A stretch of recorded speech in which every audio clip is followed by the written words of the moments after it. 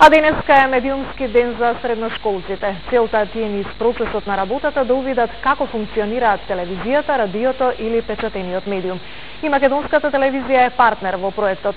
Со мене во студиото е Ивана Крстич, средношколка. Ивана, добар ден. Добар ден и ви благодарам за поканата.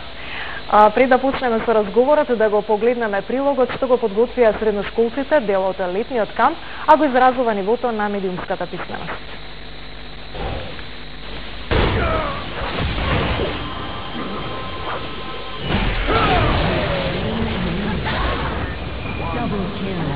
League of Legends и Dota 2 се омилените видеоигри на средношколката Тамара Стојановска. Таа обожува стратегиски игри преку кои ги развива вештините за брзо мислење, тимска работа и снорлivост.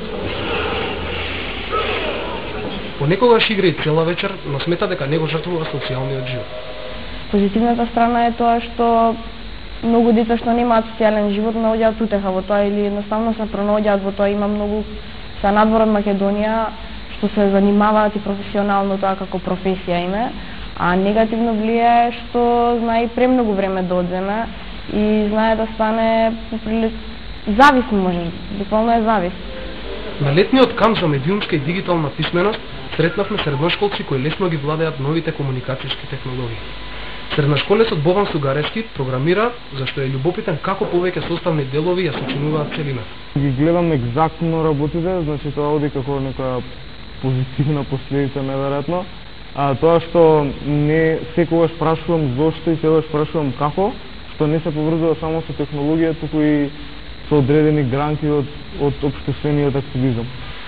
Боган вели дека во програмирањето вложува многу енергија и од слободното време, но смета дека како иден програмер има големи шанси за личен и напредок во кариерата. Со него се согласува и професорот по социологија Переа Слимовски.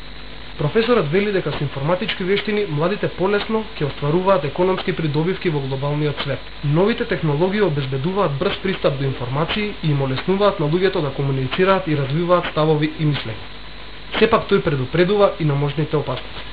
Сите тие игри содржини со девијантен, со деструктивен презнак представуваат исто така опасност од туркање на младата популација и ориентирање, се разбира, е дел од нив кон девијантната сфера на животот. За сега Тамара и Бован ја користат комуникацијската технологија главно за забава, но на тој начин се оспособуваат и со информатичката експанзија. Ивана, заедно го проследивме прилогот, слушнавме ставови од твои врсници средношколци, слушнавме став од професор. Според тебе колку влијаат медиумите, посебно телевизијата, во креирањето на ставовите на средношколците? Фактот дека медиумите особено влијаат врз нашите ставови е неминовен. Значи сите сме запознаени со фактот дека младите луѓе, како личности што се градат, бараат некој начин на кој што ќе добијат одредени информации. Медиумот, особено телевизијата, го наметнува тоа влијание, полека но сигурно. И младите луѓе кои се уште не знаат каде се наоѓаат и на кој пат се наоѓаат, индиректно примаат некои влијанија. Тие влијанија несомнено влијаат врз нашиот живот, особено на социјалниот живот, а подоцна се пренесува врз нашиот личен живот и нашите односи со другите луѓе. Што мислиш, колку средношколците ги користат медиумските техники за да го искажат својот став за актуелни општествени прашања, или вие сте само примачи на информациите?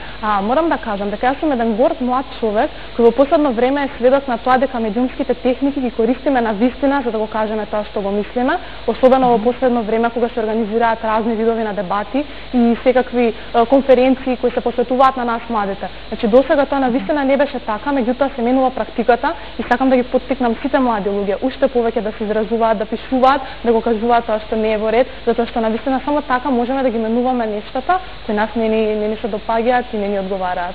А мислам дека тие се многу реални и објективни од страна на млади луѓе кои светот го гледаат малку поразлично од возрастните. Ивана, дали си прв пат си во медиум? Не.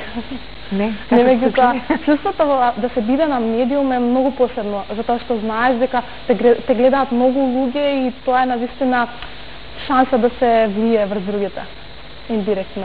Одлично. Ивана, јас ти благодарам за твоето присуство во овие вести. Се надевам дека твојата идна професија ќе биде токму медиум. Благодарам за поканата. Пријатно. Пријатно.